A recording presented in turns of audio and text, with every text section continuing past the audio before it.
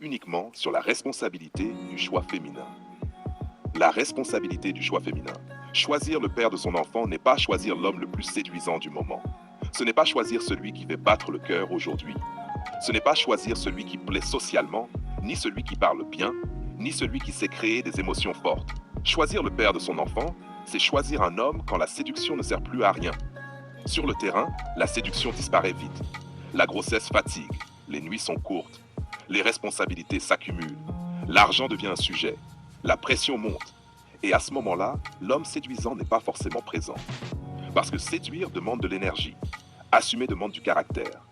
Un homme peut être attirant, charismatique, désiré, et totalement incapable de porter une famille.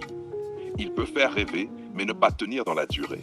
Il peut promettre, mais se dérober quand la réalité arrive. Et cette erreur-là ne se corrige pas après la naissance. L'enfant ne choisit pas.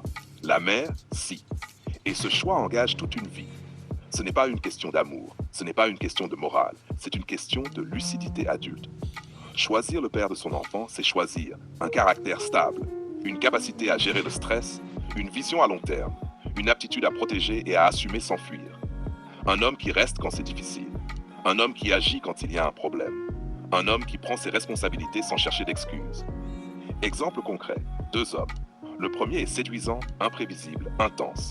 Tout est fort, tout est émotionnel. Mais au premier obstacle sérieux, il se dérobe. Le second est plus discret, moins spectaculaire, mais constant, présent, prévisible. Quand la pression arrive, le premier disparaît, le second tient. Et pour un enfant, il n'y a même pas débat. Choisir le père de son enfant, ce n'est pas choisir une sensation, c'est choisir une structure. La stabilité n'est pas ennuyeuse pour un enfant, elle est vitale.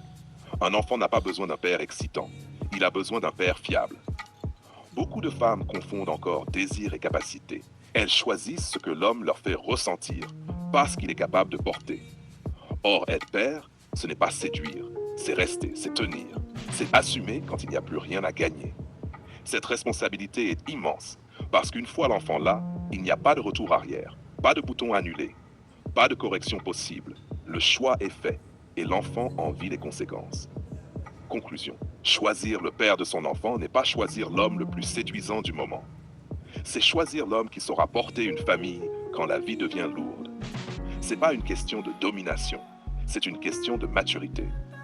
Et cette lucidité-là, c'est ce qui sépare une décision émotionnelle d'une décision responsable.